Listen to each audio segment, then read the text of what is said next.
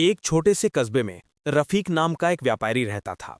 उसकी कपड़े की एक बड़ी दुकान थी और वो एक चतुर व्यापारी के रूप में जाना जाता था। लेकिन अंदर ही अंदर रफीक लालची था। उसे सिर्फ पैसे की परवाह थी, लोगों की नहीं। एक दिन करीम नाम का एक गरीब मजदूर उसकी दुकान पर आया। उसने धीरे से कहा, भाई रफीक, मेरी बेटी की शादी नजदीक है। मुझे कुछ कपड़े उधार दे दो। मैं वादा करता हूं कि अगले महीने पैसे दे दूंगा। रफीक मजाकी अंदाज में हंसा और बोला, मुझे पैसों की भूख है, झूठे वादों की नहीं। करीम की आंखों में आंसू आ गए और वो चुपचाप वहां से चला गया। अगले दिन एक अजनबी रफीक की दुकान पर आया। वो एक अमीर मुसाफिर जैसा लग रहा था और बोला, मैं कुछ सोना खरीदना चाहता हूं, लेकिन मैं तुम्हें कल पैसे दूंगा। मैं तुमसे वादा करता हूं। रफीक ने मन ही मन सोचा, वो कल तक चला जाएगा, मैं अपना पैसा फिर कभी नहीं देख पाऊंगा। लेकिन तभी उसके लालच ने फुसफुसाते हुए कहा, बेच दो, शायद ज्यादा पैसा मिले। वो मान गया और बोला, ठीक है, ले लो, लेकिन कल जरूर वापस आना। उस रात रफीक ने एक अजीब सपना देखा।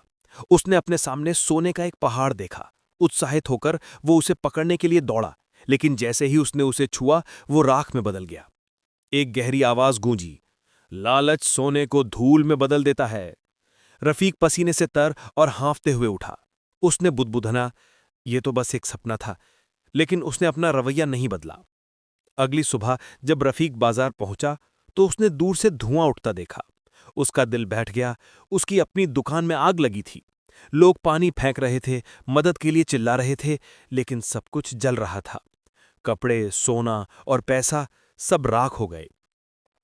रफीक चीखा, मेरी मेहनत, मेरी दौलत, सब कुछ खत्म। तभी गरीब मजदूर करीम पानी की बाल्टी लेकर प्रकट हुआ। वो आग बुझाने में मदद करने के लिए दौड़ा।